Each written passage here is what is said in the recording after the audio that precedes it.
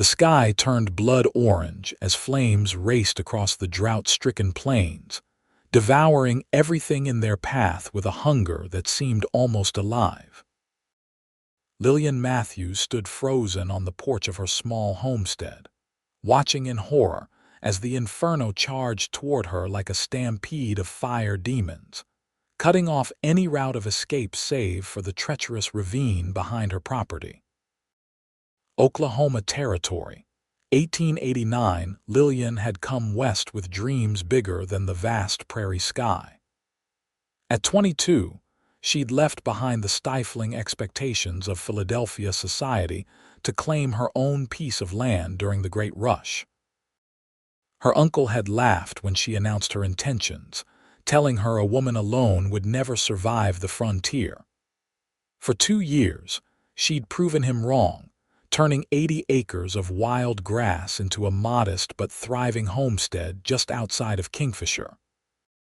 But now, as the roaring wall of flames approached, Lillian wondered if her uncle had been right after all. "Rusty," she called, whistling for her border collie. The loyal dog appeared from around the side of the small cabin, ears perked. "Come on, boy, we need to go." Gathering her skirts, Lillian rushed inside and grabbed the leather satchel she kept packed for emergencies containing the deed to her land, what little money she had, and a locket with her parents' pictures. She snatched her canteen and a woolen blanket before racing back outside. The wind had shifted, driving the fire toward her at a terrifying pace. Smoke thickened the air, making it difficult to breathe as she ran toward the stable behind her cabin. Her mare, Penny, was whinnying in distress, sensing the danger approaching.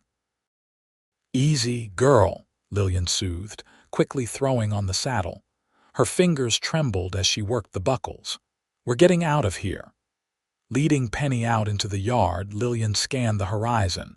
The main road into Kingfisher was already engulfed in flames. Her only option was to head toward the ravine, hoping to find a safe path down to the creek below. If she could reach the water, they might survive. With practiced ease, she mounted Penny and clicked her tongue. "Come on, Rusty, let's go." The trio raced away from the cabin, the heat of the approaching fire already scorching against Lillian's back. She didn't look back, couldn't bear to see her 2 years of hard work vanishing in the blaze. Instead, she focused ahead, guiding Penny toward the ravine that cut through her property. As they approached the edge, Lillian's heart sank. The ravine was deeper than she remembered, with steep, rocky sides. In normal circumstances, she'd never attempt to navigate it on horseback, but these weren't normal circumstances. "Easy, girl," she murmured, guiding Penny toward what looked like a passable route down. The mare balked, sensing the danger, but Lillian urged her forward. They made it halfway down before disaster struck. A burning branch carried by the wind landed near Penny's hooves. The mare reared in panic, nearly throwing Lillian from the saddle. As she fought to control the frightened animal, the unstable ground beneath them gave way. Lillian felt a moment of weightlessness before she was thrown clear of Penny. She landed hard on a ledge 20 feet below, pain shooting through her ankle as Rusty barked frantically from above. Penny scrambled back up to safer ground, but Lillian was trapped on the narrow shelf of rock with no way up or down. Above her, the fire had reached the edge of the ravine. Burning debris rained down, and thick smoke made it increasingly difficult to breathe. Lillian pulled the blanket over her head, trying to protect herself from the falling embers. The ledge she was on offered minimal protection. The fire couldn't reach her directly, but she was effectively trapped beyond the wall of flames, with no path of escape. "Help!" she screamed, though she knew it was futile. Her nearest neighbor was miles away, and no one would be foolish enough to ride through a prairie fire. "Someone, please help!" Pain throbbed in her ankle as she tried to stand, definitely sprained, possibly broken.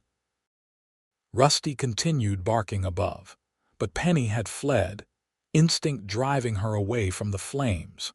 Minutes stretched into an hour as Lillian huddled on the ledge, the blanket protecting her from the worst of the heat and falling debris. The smoke was becoming unbearable, each breath more difficult than the last. Her eyes stung, tears streaming down her soot-covered face as she fought to remain conscious. Just as darkness began creeping into the edges of her vision, Lillian heard it the pounding of hooves, somehow audible even over the roar of the fire. She lifted her head, squinting through the smoke. A figure on horseback emerged through the wall of flame, man and beast moving as one as they navigated the treacherous terrain at the ravine's edge.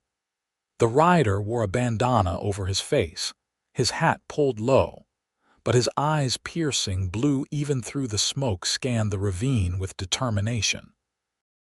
"Here," Lillian called, her voice hoarse from smoke and screaming. "I'm down here." The rider spotted her and guided his horse along the edge until he found a spot directly above her ledge. Without hesitation, he dismounted and tied a rope to a nearby boulder. "Hold on," he called down to her. "I'm coming to get you." With practiced ease, he rappelled down the side of the ravine, landing lightly on the ledge beside her. Up close, Lillian could see his face as he pulled down the bandana's strong jaw covered in several days' stubble, those intense blue eyes now clearly visible, concern evident in them as he assessed her condition. "Can you stand?" he asked, his voice deep and steady despite the chaos around them. "My ankle," Lillian explained, gesturing to her injured limb. "I think it's broken." The man nodded once, decision made. He removed his duster coat and wrapped it around her. "The fires jumped the ravine in places. It's not safe to go back up." He looked down the steep drop below them. "We need to go down to the creek. It's our only chance." "But how?" Lillian began. Before she could finish, he'd scooped her up into his arms as if she weighed nothing. "Hold on to me," he said, his voice calm but commanding. "Don't let go no matter what." Lillian wrapped her arms around his neck, clinging to this stranger as he secured her against his chest with one powerful arm. With his free hand, he gripped the rope. "Close your eyes," he instructed, "and pray." Lillian buried her face against his shoulder as he pushed off from the ledge. Her stomach lurched as they swung out over the ravine, the man controlling their descent with remarkable strength. She could feel the heat of the fire, hear the crack and roar of flames, but somehow felt safer than she had all day, held firmly in this stranger's arms. They landed at the bottom of the ravine where a small creek bubbled over rocks. The water was low due to the summer drought, but it offered a path away from the worst of the fire. The man set her down gently on a flat rock by the water's edge. "We'll wait out the fire here," he said, kneeling to examine her ankle. His touch was surprisingly gentle for hands so calloused. "Fire can't cross the creek bed and the worst of it will pass over us." "My dog," Lillian said suddenly, remembering Rusty's frantic barking. He was up at the top of the ravine. "Border collie?" the man asked. When Lillian nodded, he gave her a reassuring smile. "He followed my horse. Smart dog.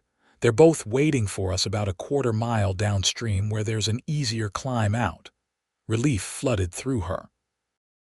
"Thank you," she said, really looking at her rescuer for the first time. He was tall and broad-shouldered, with sun-bronzed skin that spoke of years under the open sky. Despite the layer of soot and grime from riding through the fire, she could tell he was handsome in a rugged, weathered way. "I'm Lillian Matthews." "Jack Andrews," he replied, tipping his hat slightly. "Foreman at the Cross T Ranch."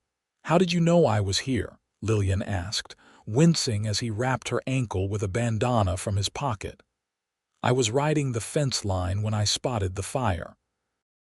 Headed toward town to sound the alarm when I saw your dog and horse running from your place."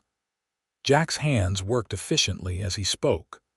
Dog wouldn't stop barking at me, kept running back toward the ravine. Figured someone might be in trouble. You rode into a prairie fire because a dog barked at you? Lillian asked incredulously. A hint of a smile touched Jack's lips. Madam, in my experience, when a good dog wants to tell you something, it's worth listening. Above them, the fire continued to rage, but the worst had passed over the ravine. They sat in relative safety by the creek, the water and rock walls shielding them from the brunt of the heat. Jack offered Lillian his canteen, which she accepted gratefully. Your homestead, Jack said after a while. Was it in the fire's path? Lillian nodded, fighting back tears. Everything I've worked for these past 2 years, it's probably all gone. Jack studied her face for a long moment. Not many women homesteading on their own out here. Not many with the sense to try, Lillian countered, a flash of her usual spirit returning despite the circumstances. That earned her a genuine smile that transformed his face. Fair enough, Miss Matthews. Fair enough. They waited by the creek for nearly 2 hours as the fire passed. Jack told her about the Cross T Ranch where he worked, 15 miles northwest of Kingfisher. He'd been with them for 5 years, working his way up from cowhand to foreman. Before that, he'd been a drifter, riding with cattle drives from Texas up to Kansas. And before that, Lillian asked. A shadow passed over his face. Army, cavalry, don't much like to talk about those days. Lillian understood. The wars with the native tribes had left scars on many men who'd served. When the smoke began to thin and the roar of the fire had faded to a distant crackle, Jack stood. Fires moved on. We should head out while we have daylight. He helped Lillian to her feet, supporting her weight as she tested her injured ankle. I can't walk far on this, she admitted. You won't have to, Jack assured her. He whistled, a sharp 3-note call that echoed through the ravine. Moments later, they heard an answering whinny. Jack lifted her easily, carrying her downstream where the ravine walls sloped more gently. True to his word, his horse and Rusty were waiting. The dog bounded over to Lillian, whining and licking her hand as Jack set her down beside a fallen log. This is Thunder, Jack said, patting his horse's neck. The stallion was impressive solid black with a white blaze down his face, powerfully built and standing at least 16 hands high. Unlike many horses after a fire, he seemed calm and steady. He's not spooked by the fire, Lillian observed as Jack helped her mount. We've ridden through worse, Jack said simply, swinging up behind her. He's seen his share of trouble. With Lillian secure in front of him, Jack guided Thunder up the gentle slope out of the ravine, Rusty trotting alongside. As they crested the ridge, Lillian gasped at the sight before them. The prairie that had been golden with summer grass that morning was now a blackened wasteland, still smoking in places, small fires still burning in others. The devastation stretched as far as she could see. We need to get to town, Jack said, his arms on either side of her as he held the reins. See how bad the damage is. The ride to Kingfisher was somber. They passed 3 homesteads that had been completely destroyed, the families standing amid the ruins of their lives. Jack stopped each time, checking that everyone was accounted for, promising to send help from town. Lillian's heart ached for them, knowing she faced the same devastation. When they reached her property, she asked Jack to stop. He hesitated, but understood her need to see. Her cabin was gone, reduced to smoldering timbers and ash. The small barn, her chicken coop, the vegetable garden she'd tended so carefully all gone. 2 years of back-breaking work erased in hours. I'm sorry, Jack said quietly. Lillian swallowed hard, fighting back tears. Let's go to town. Kingfisher had been spared the worst of the fire, protected by the small river that ran along its eastern edge. The town was in chaos when they arrived, full of displaced farmers and ranchers. The doctor's office was overflowing with burn victims. The saloon had been converted to extra space for the injured, and the church was taking in those who'd lost their homes.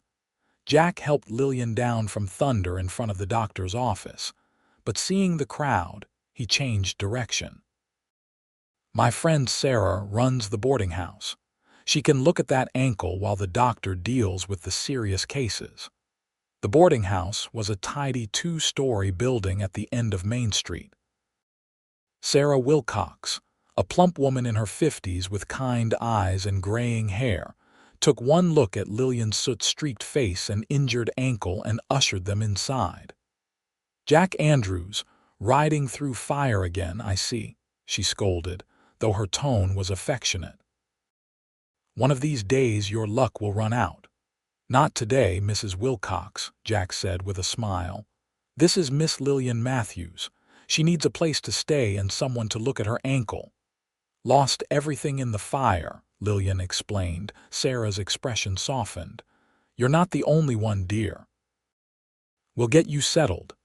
She led them to a small parlor and helped Lillian onto a sofa, propping her injured ankle on a footstool.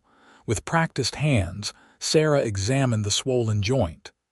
"Nasty sprain, but not broken," she pronounced. "Stay off it for a few days, keep it wrapped tight." She looked up at Jack. "The Millers lost their barn but saved their house. The Prestons weren't so lucky. Their place burned to the ground." "Anyone hurt?" Jack asked. "Burns, smoke, nothing too serious that I've heard. Sheriff's organizing a count." Sarah stood. "I'll get some clean water and bandages." When she left the room, Lillian looked up at Jack. "Thank you for saving my life. I don't know how to repay you." Jack shifted uncomfortably, unused to gratitude. "No need for that. Anyone would have done the same." "No," Lillian said firmly. "They wouldn't have. You rode into a fire when everyone else was running away. That's not something anyone would do." Before Jack could respond, the door opened and Sheriff Thomas Wilson entered, his weathered face grim beneath his gray mustache. "Jack," he acknowledged with a nod. "Heard you brought in Miss Matthews here. You two okay?" "We're fine, Sheriff," Jack assured him. "How bad is it?" "Bad enough. Fire's still burning north and east of town. Got men watching to make sure it doesn't double back." Wilson sighed heavily. 4 farmsteads completely destroyed that we know of, including Miss Matthews' place. Dozen more with significant damage. No fatalities reported yet, thank the Lord." "How did it start?" Lillian asked. The sheriff's expression darkened. "Lightning strike is what most folks are saying, but there's talk that it might have been deliberate." Jack straightened. "Deliberate? Who would?" "Can't say for certain," Wilson cut him off. "But the fire started near the border of the Triple B Ranch. Harrison Blake's been trying to buy up small homesteads for months now. You think Blake would burn people out?" Jack's voice was dangerously quiet. "I'm not accusing anyone without proof," the sheriff said carefully. "But it's mighty convenient that the fire started where it did, with the wind blowing straight toward properties he's been trying to acquire." Lillian felt sick. Harrison Blake was one of the largest cattle barons in the territory, known for his ruthless business practices. He'd offered to buy her land 3 times, each offer more insistent than the last. She'd refused them all. "Blake offered to buy my place last month," she said. "When I refused, he said I'd regret it." The sheriff and Jack exchanged a look. "That's interesting," Wilson said. "Very interesting indeed." Sarah returned with bandages and a basin of water, putting an end to the conversation. As she cleaned and wrapped Lillian's ankle, the sheriff took his leave, promising to keep them informed of any developments. "You're welcome to stay here as long as you need," Sarah told Lillian when she finished. "First week's on the house, after that we'll work something out." "Thank you," Lillian said, grateful for the kindness but worried about her dwindling funds. With her homestead gone, she had precious little to fall back on. Jack had been quiet, his expression thoughtful. Now he spoke up. "Mrs. Wilcox, I need to get back to the ranch and let Mr. Thompson know what's happened. I'll return tomorrow to check on Miss Matthews." "Of course," Sarah nodded. "I'll take good care of her." Jack turned to Lillian. "Don't worry about Blake, the sheriff will look into it." "And if he did start the fire?" Lillian asked. Jack's eyes hardened. "Then he'll answer for it." He tipped his hat. "Rest that ankle, Miss Matthews. I'll see you tomorrow." After he left, Sarah helped Lillian to a room on the ground floor, brought her a simple dinner, and provided a clean nightgown. Exhausted from the day's events, Lillian fell into a deep sleep despite her worries about the future. She awoke the next morning to find Rusty curled at the foot of her bed. The dog had apparently followed her to the boarding house, and Sarah had taken pity on him. Sunlight streamed through lace curtains, and for a moment, Lillian could almost pretend yesterday had been a bad dream. But when she tried to stand, the pain in her ankle brought reality crashing back. Using a cane Sarah had left for her, Lillian made her way to the dining room where several other boarders were having breakfast. Conversation stopped when she entered, all eyes turning to her with sympathy. "Miss Matthews," an elderly gentleman said, rising to help her to a chair. "Heard about your place. Terrible business, this fire." "Thank you, Mr. Parker. Edwin Parker, county surveyor." He settled her at the table. "Been boarding here since my wife passed." Sarah appeared with coffee and a plate of eggs and biscuits. "Eat up, dear. You'll need your strength." As Lillian ate, she learned that the fire had finally been contained in the early hours of the morning. 7 homesteads had been completely destroyed, dozens more damaged. Miraculously, no lives had been lost, though several people had been injured. "Sheriff's been asking questions about how it started," Mr. Parker said, lowering his voice. "Word is, he rode out to the Triple B at dawn." Lillian's grip tightened on her fork. "Does he think Harrison Blake started it?" The older man shrugged. "Can't say. But Blake's been pushing hard to expand his grazing land. Fire's a convenient way to clear out stubborn homesteaders." Before Lillian could respond, the front door opened and Jack Andrews entered, removing his hat as he stepped inside. He'd clearly cleaned up since yesterday. His clothes were fresh, his face clean-shaven. He nodded to the other boarders before his eyes found Lillian. "Miss Matthews," he said, approaching her table. "How are you feeling this morning?" "Better, thank you," Lillian replied, suddenly conscious of her simple dress and hastily pinned hair. "My ankle still hurts, but the swelling's gone down." Jack turned to Sarah. "Mrs. Wilcox, might I have a word with Miss Matthews in private?" Sarah nodded. "Use the parlor. No one's in there this time of day." Jack offered Lillian his arm for support as she stood. She was acutely aware of the other boarders watching with interest as he escorted her to the parlor. Once the door closed behind them, Jack's expression grew serious. "I spoke with my employer, Mr. Thompson, about what happened," he said. "He's concerned about Blake's involvement." "Did the sheriff find anything at the Triple B?" Lillian asked. Jack shook his head. "Blake claims he was in Oklahoma City when the fire started, meeting with cattle buyers. His foreman says the same." He paused. "But I rode the area where the fire began early this morning, found something interesting." From his pocket, he produced a small metal object. "Know what this is?" Lillian examined it. "It looks like a fire striker for starting campfires." "Exactly, and it has the Triple B brand on it." Jack's eyes were hard. "Found it half buried in dirt near where the fire started, along with boot prints and cigarette butts. Could it have been dropped there weeks ago?" Lillian asked. "Possible," Jack conceded. "But unlikely. I gave it to the sheriff. He's questioning Blake's men again." Lillian sank into a chair, the implications hitting her. If Blake started that fire to drive people off their land, then he's responsible for a lot of suffering. Jack finished her thought, but proving it won't be easy. Blake has money and influence. And what am I supposed to do now? Lillian asked, the full weight of her situation finally crashing down on her. Everything I had was in that cabin. I have some money saved, but not enough to rebuild. She fought back tears. I can't go back east. I won't give my uncle the satisfaction. Jack studied her for a long moment. Mr. Thompson has authorized me to make you an offer. An offer? Lillian straightened, immediately suspicious. To buy my land? No, Jack said quickly. Nothing like that. The Cross T needs a school teacher for the ranch children and those from neighboring homesteads. Position comes with room and board in the main house and a small salary. Lillian blinked in surprise. A school teacher, but I don't have any teaching experience.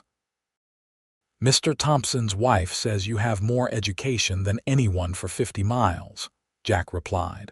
She's met you at church socials, says you're well-spoken and good with children. He paused. It would give you time to decide what to do about your land while earning a living. Lillian considered the offer. She did have a good education. Her parents had insisted on it before they died, and she enjoyed children, but leaving her land unattended. What about my property? I can't just abandon it. It's your decision, Jack said. But there's nothing to go back to right now except ash. By winter, you could have enough saved to start rebuilding, if that's what you want. Lillian knew he was right. Staying in the boarding house would quickly deplete her savings, while the teaching position offered stability and income. When would I start? She asked. As soon as your ankle heals enough to travel, Jack said. A week, maybe 2. Lillian nodded slowly. Please tell Mr. Thompson I accept his offer and I'm very grateful. Relief flickered across Jack's face. He'll be pleased. The children have been running wild since the last teacher left to get married. How many students would I have? 12, ranging from 6 to 14. Thompson's 2 daughters, children from the ranch hands' families, and a few from neighboring homesteads. Jack smiled slightly. They're good kids, mostly, just need a firm hand. I'm sure I can manage, Lillian said, more confidently than she felt. I know you can, Jack replied, his faith in her surprising but welcome. I should go. Need to report back to Mr. Thompson. He hesitated. I'll check on you in a few days, see how that ankle's healing. After Jack left, Lillian sat in the parlor for a long time, thinking about her situation. Teaching at the Cross T wasn't what she'd planned, but it offered a path forward. And if she was honest with herself, the prospect of seeing more of Jack Andrews wasn't entirely unwelcome. The next week passed slowly as Lillian's ankle healed. Sheriff Wilson came by twice to update her on his investigation. The fire striker Jack had found was definitely from the Triple B, but Blake insisted it must have been lost during normal ranch operations. Without direct evidence linking Blake or his men to deliberately starting the fire, the sheriff's hands were tied. I'll keep digging, Wilson promised. Men talk, especially when whiskey's involved. If Blake ordered that fire set, someone will eventually slip up. Jack visited every other day, ostensibly to report on preparations for her arrival at the Cross T, but Lillian suspected he had other reasons. Each visit lasted longer than necessary, their conversations ranging far beyond school matters. She learned he'd grown up in Missouri, the son of a blacksmith who died in the war. He joined the cavalry at 18, served for 5 years along the frontier, then drifted into cowboying when his enlistment ended. Never stayed in one place too long, he admitted during one visit. Until the Cross T, something about the place felt right. And now you're the foreman, Lillian observed. Mr. Thompson must trust you a great deal. Jack shrugged modestly. I work hard, do what needs doing without being told. On a ranch, that counts for more than fancy talk. In turn, Lillian told him about her life in Philadelphia, her parents' death from influenza when she was 18, and her decision to claim land in the Oklahoma Territory rather than live under her uncle's thumb. He wanted to marry me off to his business partner, a man 30 years my senior, she explained. Said it was the sensible thing since I had no prospects and no inheritance. So you came west instead, Jack said. Took a plot of wild land and built something of your own. Only to lose it all in a single day, Lillian sighed. Jack's hand covered hers briefly. You haven't lost it. The land is still yours, and you can rebuild. His touch sent an unexpected warmth through her, and when he withdrew his hand, she found herself missing the contact.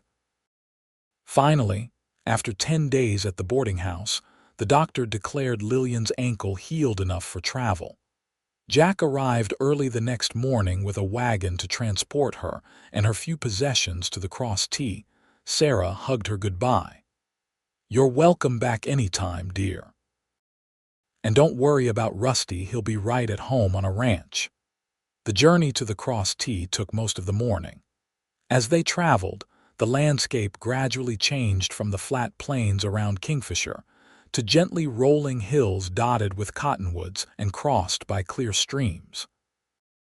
The blackened evidence of the fire faded behind them, replaced by land untouched by the flames. How large is the Cross T? Lillian asked as they crested a rise. 20,000 acres, Jack replied. One of the bigger spreads in the territory, but not as large as the Triple B. Mr. Thompson runs about 2,000 head of cattle and keeps 50 horses.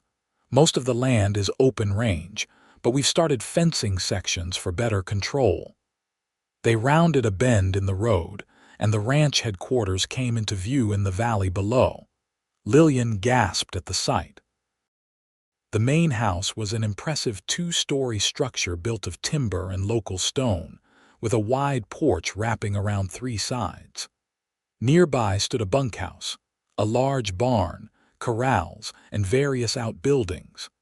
Several smaller houses dotted the area, homes for the married hands and their families. It's beautiful, Lillian said truthfully. Jack nodded. Thompson built it right. That house will still be standing 100 years from now. As they approached, a woman emerged onto the porch of the main house, elegant and poised in her early 40s, her dark hair streaked with silver at the temples. She waved as the wagon drew nearer. That's Mrs. Thompson, Jack explained. She's been looking forward to your arrival. Elizabeth Thompson welcomed Lillian warmly, ushering her into the house while instructing ranch hands to bring in her belongings.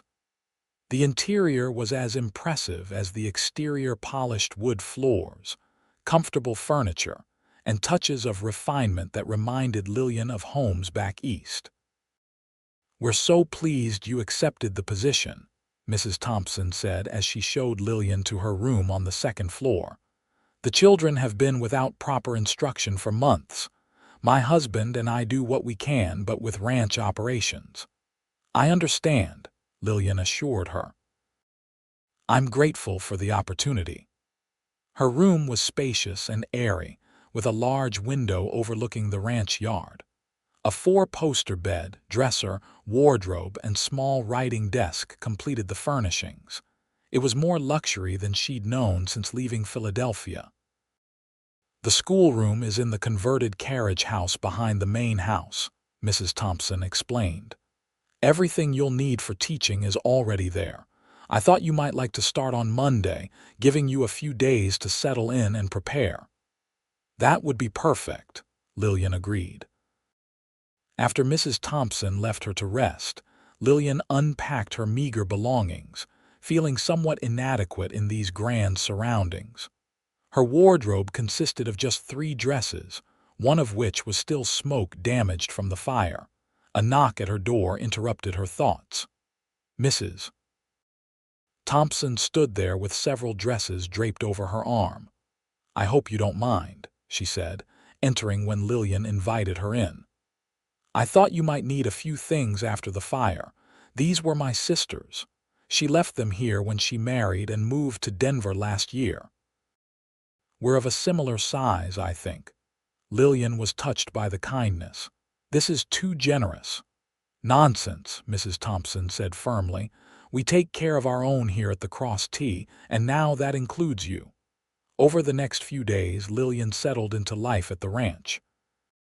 She met her future students, a lively group ranging from Thompson's 2 daughters, ages 8 and 12, to the children of ranch hands and nearby homesteaders. She organized the schoolroom, reviewed the available books, and prepared lessons. Jack was often busy with ranch operations, but he made a point of checking on her daily. Sometimes it was just a brief greeting as he rode past the schoolhouse where she was preparing. Other times he'd join her for supper in the main house, where she took her meals with the Thompsons. On Sunday evening, the night before classes were to begin, Lillian sat on the porch, enjoying the cool evening air. The sun was setting, painting the sky in brilliant oranges and pinks, reminding her painfully of the fire that had brought her here. Penny for your thoughts. She turned to find Jack leaning against the porch railing, his expression curious. I was thinking about how strange life is, Lillian admitted. A week ago I was trapped in a ravine, certain I was going to die. Now I'm here, about to start teaching tomorrow.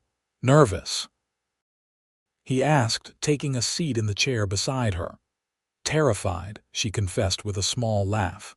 What if I'm terrible at it? What if the children hate me? They won't, Jack said confidently. You'll be fine. How can you be so sure? Jack was quiet for a moment. Because I've watched you these past 2 weeks. You're strong, Miss Matthews, stronger than you realize. His voice softened. You survived losing your parents, moved halfway across the country on your own, built a homestead from nothing, and when that was taken from you, you didn't break. You just found a new path forward. Lillian was stunned by his assessment. I don't feel strong. Most of the time I feel like I'm just pretending to know what I'm doing. That's the secret, Jack said with a slight smile. We're all just pretending. Some of us are just better at hiding it than others. Their conversation was interrupted by Mrs. Thompson calling Jack inside. A rider had arrived with news that cattle from the western pasture had broken through a fence. Jack stood reluctantly. Duty calls. Good luck tomorrow, Miss Matthews. The children will love you. Thank you, Mr. Andrews, Lillian replied, suddenly formal in the presence of others. For everything. He tipped his hat and was gone, leaving Lillian with a strange fluttering in her chest that had nothing to do with her nerves about teaching. Lillian's first day of teaching went better than she dared hope. The children were respectful if somewhat rowdy, clearly testing her limits. By lunchtime, she'd established her authority without resorting to the harsh discipline she remembered from her own school days. The oldest student, 14-year-old Michael Dawson, stayed behind when the others rushed out for their midday break. Tall for his age and serious-faced, he approached her desk hesitantly. Miss Matthews, is it true you lost your homestead in the fire? Lillian was taken aback by the direct question. Yes, Michael, everything except what I could carry. The boy nodded solemnly. My pa says Harrison Blake's men started that fire, says Blake wants to run all the small farmers off their land. That's a serious accusation, Lillian said carefully. Do you know something about it? Michael glanced toward the door, lowering his voice. My uncle works at the Triple B. He told my pa he overheard Blake's foreman talking about clearing out the squatters the day before the fire. The boy shifted uncomfortably. Uncle made him promise not to tell anyone cause he'd lose his job. Lillian's heart raced. Michael, this is important. Would your uncle be willing to talk to the sheriff? The boy shook his head. He's scared of Blake. Everyone is. Thank you for telling me, Lillian said, her mind working quickly. I won't mention your name or your uncle's, but this information could help a lot of people who lost their homes. After school, Lillian debated what to do with this information. Sheriff Wilson needed to know, but she'd promised not to reveal her source. She was still pondering this when Jack found her walking near the corral. "How was your first day?" he asked, falling into step beside her. "Good," she replied distractedly. "The children are bright, eager to learn." Jack studied her face. "Something's troubling you." Lillian hesitated, then made a decision. "I heard something today that might confirm Blake's involvement in the fire, but I promise not to reveal where the information came from." Jack's expression grew serious. "Tell me." She related Michael's story, watching Jack's face harden as she spoke. "This could be the break the sheriff needs," he said when she finished, "but without someone willing to testify." "I know," Lillian sighed. "It's just one more piece of circumstantial evidence." Jack was silent for a long moment. "There's something you should know," he finally said. "Blake came to see Mr. Thompson yesterday." "About what?" Lillian asked, surprised. "Your land," Jack replied grimly. "He's making offers on all the homesteads that were burned out. Offering pennies on the dollar, knowing people are desperate." Anger flared in Lillian's chest. "So he burns people out, then swoops in to buy the land cheap. That's despicable." "It's smart business if you have no conscience," Jack said, "and Blake's land hungry enough to do it." "What did Mr. Thompson say to him?" "Told him to get off Cross T property before he set the dogs on him." A smile flickered across Jack's face. "Thompson's no friend of Blake's. Their properties share a border, and they've had disputes over water rights for years." Lillian felt a surge of gratitude toward her employer. "I won't sell to Blake, not for any price." "He'll keep coming," Jack warned. "Men like him don't give up easily." "Neither do I," Lillian replied firmly. As the weeks passed, Lillian fell into a comfortable routine at the Cross T. Her days were filled with teaching. Her evenings often spent in the company of the Thompsons and, increasingly, Jack Andrews. What had begun as simple gratitude toward her rescuer was deepening into something more complex. She found herself looking forward to their conversations, treasuring the moments when their eyes met across the dinner table, or when his hand accidentally brushed hers. October arrived, bringing cooler weather and preparations for winter on the ranch. Cattle were moved to lower pastures, hay was stacked for the cold months ahead, and the bunkhouse stove burned continuously against the evening chill. One Saturday morning, Lillian was surprised when Jack appeared at the main house leading 2 saddled horses. "Mr. Thompson's given you the day off," he announced. "I thought you might like to see some of the ranch." Lillian hesitated. "I'm not much of a rider." "Daisy here is gentle as a lamb," Jack assured her, patting the dappled mare, "and your ankle's fully healed now, Mrs." Thompson appeared on the porch, smiling knowingly. "Go on, Lillian. It's a beautiful day for a ride." Unable to come up with a reasonable excuse and not really wanting to, Lillian agreed. Jack helped her mount, his hand strong and sure at her waist, lingering perhaps a moment longer than necessary. They rode at a leisurely pace, Jack pointing out landmarks and explaining ranch operations. He was in his element here, his knowledge of the land and cattle impressive. Lillian found herself admiring not just his expertise, but the passion with which he spoke about the Cross T. "You really love this place, don't you?" she observed as they paused atop a ridge overlooking a vast expanse of the ranch. Jack nodded. "Never thought I'd put down roots anywhere, but this land, it gets under your skin." He glanced at her. "You understand that, having homesteaded your own place." "I do," Lillian agreed. "My land may not be as grand as all this, but it was mine. Every rock, every blade of grass," she sighed. "I miss it." Jack was quiet for a moment. "Have you been back since the fire?" Lillian shook her head. "No, I'm not sure I can bear to see it."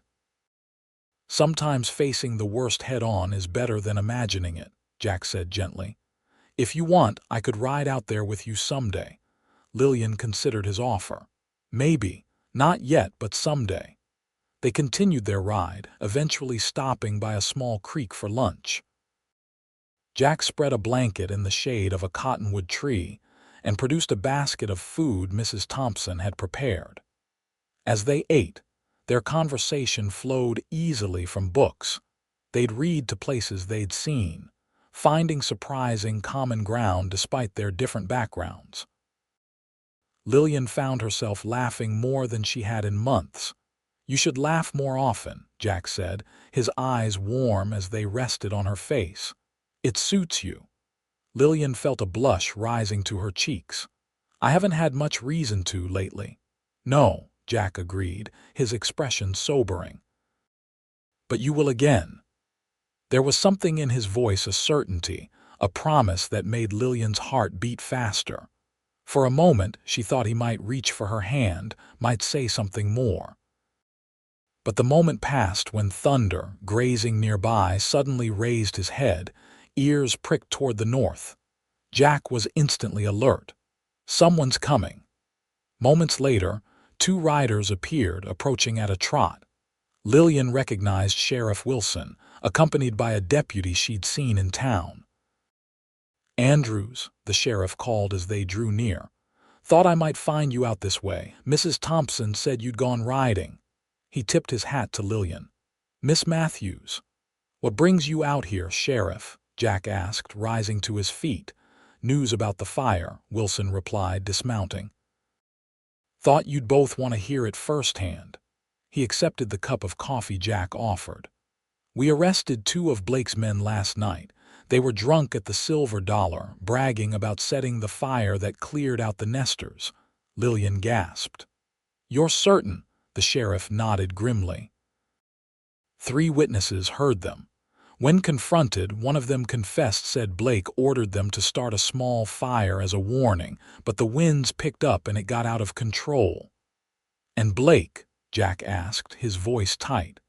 "Denies everything, of course. Claims his men acted without his knowledge." Wilson shook his head. "But we found payment records at the ranch. Both men received bonuses the day after the fire." "Will it be enough to convict Blake?" Lillian asked. "Maybe. The territorial judge arrives next week. It'll be up to him." The sheriff took a long drink of his coffee. "In the meantime, those who lost property in the fire should know they have legal recourse. Blake's men admitted guilt, which means he's liable for damages, whether he ordered it or not." Hope surged in Lillian's chest. "You mean compensation? For rebuilding?" "Exactly," Wilson confirmed. "I'm riding to all the affected homesteads today, spreading the word. There'll be a meeting in town on Monday to discuss how to proceed." After the sheriff departed, Lillian and Jack sat in stunned silence. "I can rebuild," Lillian whispered, the full import of the news sinking in. "If Blake is forced to pay damages, I can start over." Jack watched her carefully. "Is that what you want, to go back to homesteading alone?" There was something in his question, a hidden meaning, perhaps a hope that made Lillian pause. Before she could form a response, Jack stood abruptly. "We should head back," he said, his voice oddly formal. "It'll be dark soon." The ride back to the ranch house was quieter, both lost in their own thoughts. Lillian sensed a distance in Jack that hadn't been there earlier, as if the sheriff's news had raised a barrier between them. At the main house, he helped her dismount but stepped back quickly, avoiding her eyes. "I'll take care of the horses. You should rest." "Jack," Lillian said, reaching for his arm. "Is something wrong?" He hesitated, his expression unreadable in the fading light. "No. Just thinking about what comes next." He tipped his hat. "Good night, Miss Matthews." She watched him lead the horses away, confusion and a strange sense of loss settling over her. The day that had begun so promisingly now ended with uncertainty. Monday's meeting in Kingfisher was well attended, with every victim of the fire present. The territorial lawyer explained their legal options, a joint suit against Blake for damages, with the settlement to be divided based on the value of property lost. Given the evidence, the lawyer concluded, and Blake's deep pockets, I'd say our chances are good. The judge who will hear the case is no friend of cattle barons who break the law. Lillian left the meeting feeling cautiously optimistic. If they won, she could have enough money by spring to rebuild her homestead. The thought should have filled her with joy, but instead she felt strangely conflicted. Over the next few days, Jack was conspicuously absent from the main house at mealtimes. When their paths did cross, he was polite but distant, citing ranch business whenever conversation threatened to become personal. Lillian found his withdrawal painful, though she told herself it shouldn't matter. After all, she'd only known him a short time. But in her heart, she knew that wasn't true. In the weeks since the fire, Jack Andrews had become important to her in ways she was only beginning to understand.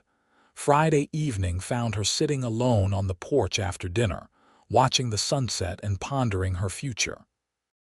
The sound of approaching footsteps made her look up to see Mr. Thompson. "Mind if I join you?" he asked, settling into the chair beside her when she nodded. "Beautiful evening." "Yes, it is," Lillian agreed. Thompson was silent for a moment, tamping tobacco into his pipe. "My wife tells me you're planning to return to your homestead if the suit against Blake is successful." "That was my plan," Lillian confirmed, "though the school term would need to finish first, of course."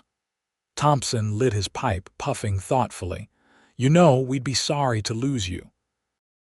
The children have taken to you, and Elizabeth enjoys having another educated woman to talk to." "I've been very happy here," Lillian said truthfully. "Everyone's been so kind." "Especially Jack, I understand," Thompson remarked casually. Lillian felt her cheeks warm.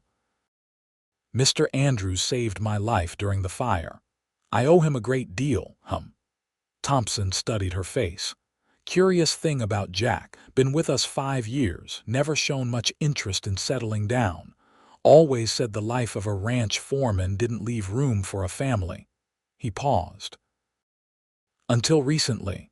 "Recently?" Lillian couldn't stop herself from asking. "Yes. About a month ago he asked if I'd consider selling him that parcel along the East Creek. Said he was thinking of building a house there." Thompson's eyes twinkled. "Funny timing, wouldn't you say?" Lillian's heart raced. "Mr. Thompson, I don't Jack's a proud man," Thompson continued, ignoring her protest. "Too proud sometimes. The kind who'd rather pull back than risk rejection." He stood, knocking the ash from his pipe. "Just something to think about, Miss Matthews. Good evening." After he left, Lillian sat motionless, her mind whirling. Could Thompson be right? Was Jack's sudden distance because he feared she would leave? Because he wanted something more but thought she didn't? The next morning, Lillian made a decision. After breakfast, she asked Mrs. Thompson if she could borrow a horse. "Of course, dear. May I ask where you're going?" "To my homestead," Lillian replied. "It's time I faced what happened." Mrs. Thompson studied her for a moment. "I'll have Daisy saddled for you, but you shouldn't go alone." "I'll be fine," Lillian assured her. "It's only a few hours' ride." "Even so," Mrs. Thompson insisted. "I'll ask Jack to accompany you." Before Lillian could protest, Mrs. Thompson had dispatched a ranch hand to find the foreman. 30 minutes later, Jack appeared at the main house, his expression guarded. "Mrs. Thompson says you want to visit your homestead," he said without preamble. "Yes," Lillian confirmed. "I need to see it, to make plans for rebuilding." Something flickered in Jack's eyes, disappointment perhaps, or resignation. "I'll saddle the horses." They rode in silence for the first hour, the tension between them palpable. Finally, Lillian could stand it no longer. "Have I done something to offend you, Mr. Andrews?" she asked, reverting to formality. Jack looked startled. "No, of course not." "Then why have you been avoiding me?" "Ever since the sheriff brought news about Blake's men confessing." "I haven't been avoiding you," Jack interrupted. "I've been busy with ranch work." Too busy for meals in the main house, for conversations that last more than 2 minutes, Lillian challenged. We were friends, at least I thought we were, and suddenly you can barely look at me. Jack reined his horse to a stop, forcing Lillian to do the same. His expression was a complex mixture of emotions she couldn't fully decipher. Friends, he repeated, the words sounding hollow. Is that what we are, Miss Matthews? The formal address stung. I thought so, yes. But if I was mistaken, you weren't mistaken, Jack said quietly. But it might be better for both of us if friendship is all we pursue. Better, Lillian echoed, confusion and hurt mingling in her chest. Better how? Jack sighed, removing his hat and running a hand through his hair in frustration. You're going back to your homestead, rebuilding your life there, and I. He trailed off. You what? Lillian pressed. I have responsibilities at the Cross T, he finished lamely, replacing his hat. Lillian studied his face, remembering what Thompson had told her. Is that all? Jack's jaw tightened. What else would there be? Mr. Thompson mentioned you were thinking of buying land, building a house. Surprise flashed across Jack's face, followed quickly by embarrassment. Thompson talks too much. Is it true? Lillian asked softly. Jack looked away, focusing on the distant horizon. Yes, he admitted after a long moment. I've been saving for years, never had a reason to use it until. He stopped abruptly. Until what? Lillian held her breath. Jack finally met her eyes, his expression vulnerable in a way she'd never seen before. Until I pulled a stubborn, brave woman out of a burning ravine and started wondering what it might be like to have something more than just a job and a bunkhouse bed. Lillian's heart soared at his words, even as confusion remained. Then why pull away when you learned I might be able to rebuild my homestead? Because I saw the hope in your eyes, Jack said simply. The joy at the thought of going back to your land. I didn't want to be the man who stood in the way of that dream. And if I told you my dreams have changed, Lillian asked, her voice barely above a whisper. Jack's eyes widened slightly. What are you saying? I'm saying that, yes, I want to rebuild. But these past weeks have shown me that a homestead isn't just about the land or the buildings. Lillian gathered her courage. It's about having a home, and a home needs more than just walls and a roof. Hope dawned in Jack's eyes. What else does it need? Love, Lillian said simply. Someone to share it with. Jack guided his horse closer until they were side by side, close enough that he could reach out and take her hand. Lillian, he said, using her given name for the first time. Are you saying what I think you're saying? I'm saying that I care for you, Jack Andrews. More than I thought possible after such a short time. She squeezed his hand. And I'm saying that whatever I rebuild, I'd like you to be part of it. The smile that broke across Jack's face was like the sun emerging from clouds. I've been a fool, haven't I? Pulling away when I should have been telling you how I feel. And how do you feel? Lillian asked, needing to hear the words. I think I started falling in love with you the moment you looked up at me through that smoke, covered in soot but still fighting, Jack said, his voice rough with emotion. And every day since has only made it clearer. I love you, Lillian Matthews, and nothing would make me happier than building a life with you, wherever that might be. Lillian felt tears of joy welling in her eyes. I love you too, Jack. I think I have for weeks, but I was too afraid to admit it, even to myself. Jack leaned across the space between their horses, his hand gently cupping her cheek as he kissed her with a tenderness that belied his rugged exterior. When they parted, both were smiling. Now, Jack said, his eyes dancing. Shall we go see your land, our land, perhaps? They continued their journey with lighter hearts, making plans and sharing dreams. When they finally reached Lillian's homestead, the sight was both better and worse than she'd imagined. The fire had consumed everything man made her cabin. Barn and fences were all gone. But nature was already reclaiming the space, green shoots pushing through the blackened earth, a reminder that life continued. "It's strange," Lillian said as they walked the property. "Standing here, I can almost see what it could be, not what it was." "What do you see?" Jack asked, his arm around her waist. Lillian smiled up at him. "A larger cabin right there where the old one stood, a proper barn bigger than before." She turned in his arms to face him. "A home for a family, Jack, our family." The joy in his eyes matched her own. "I like the sound of that." They stayed at the homestead for hours, planning where buildings would go, how they would improve on what had been there before. By the time they mounted their horses to return to the Cross T, the future seemed clear and bright before them. The ride back was filled with conversation and laughter, the awkwardness of the morning forgotten.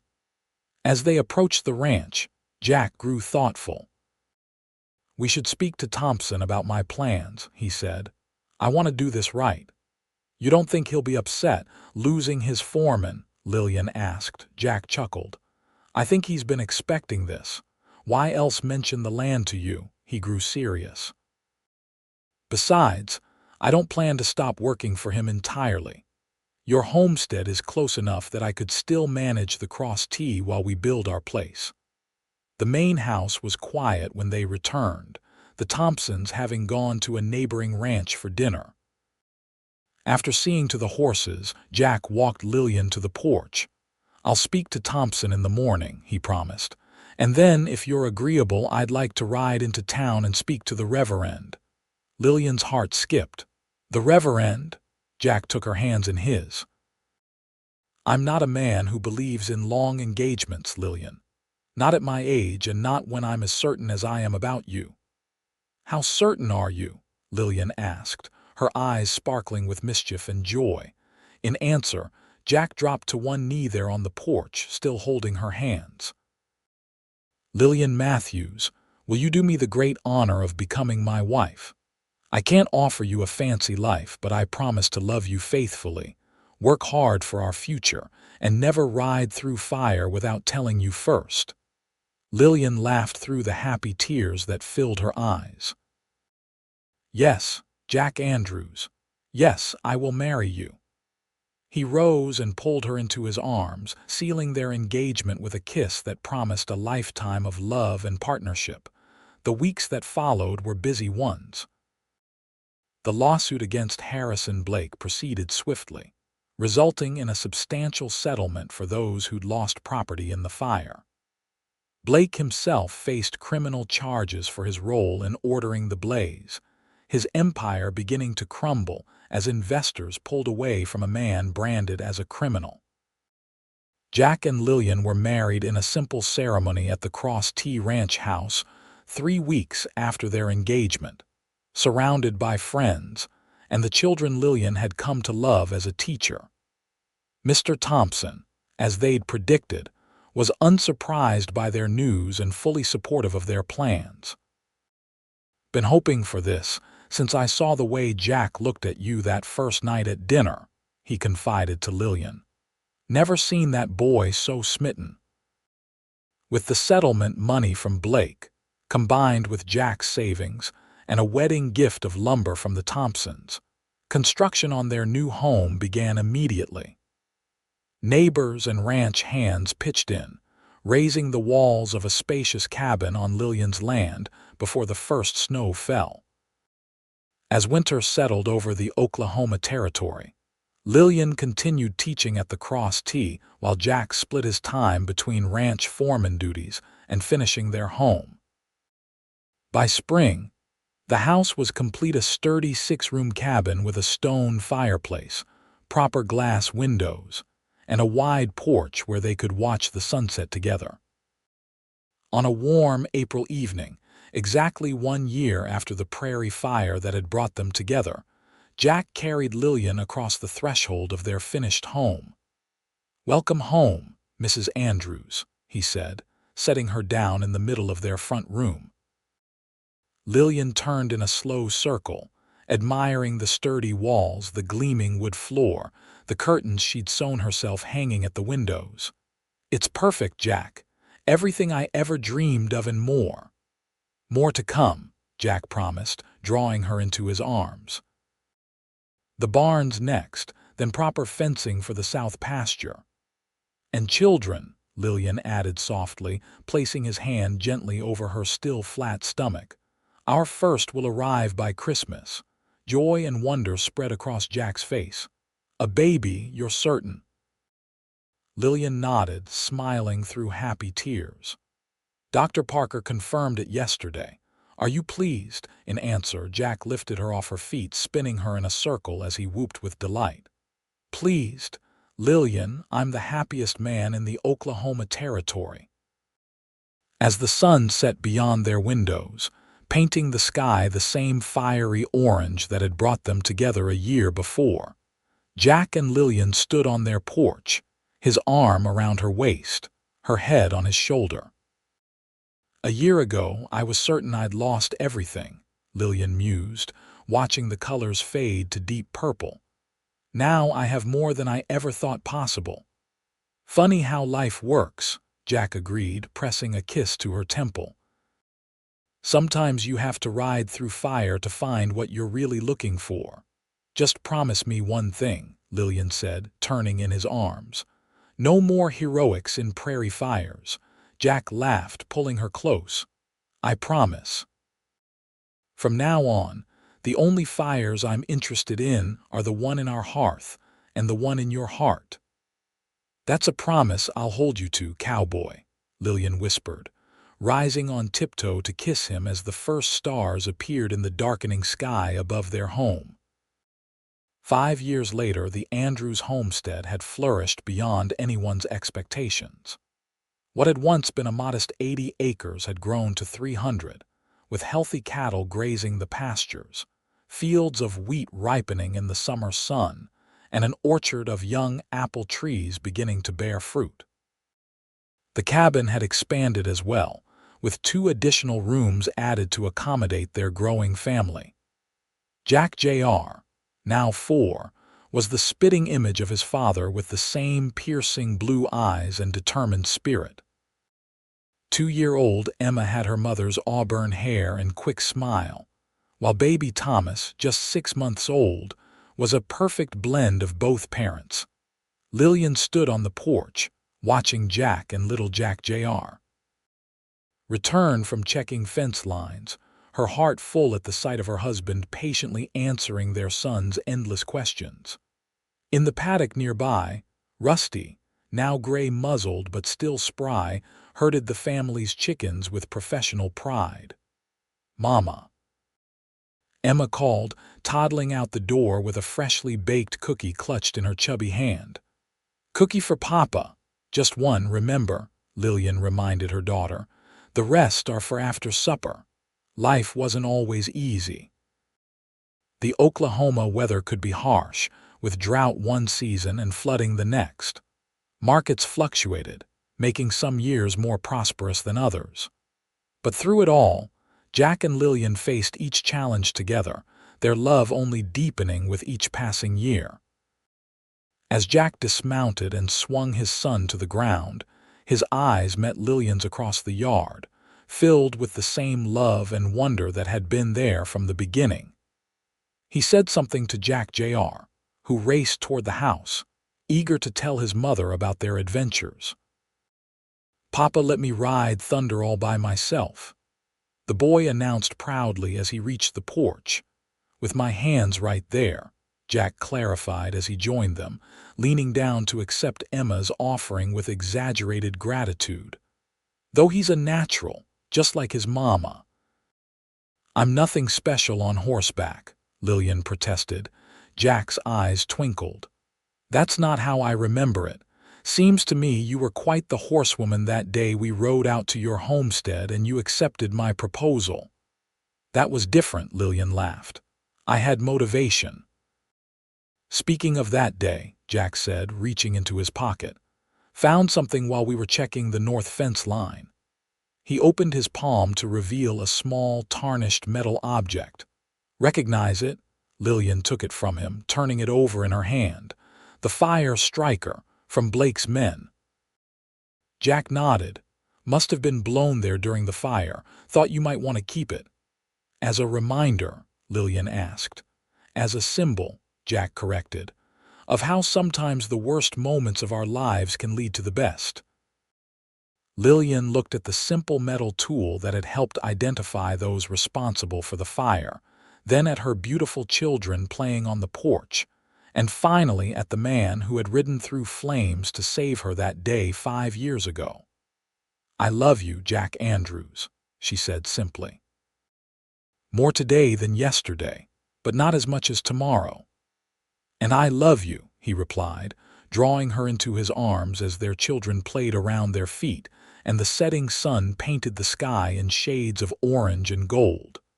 Until the last prairie fire burns out and the last star falls from the sky.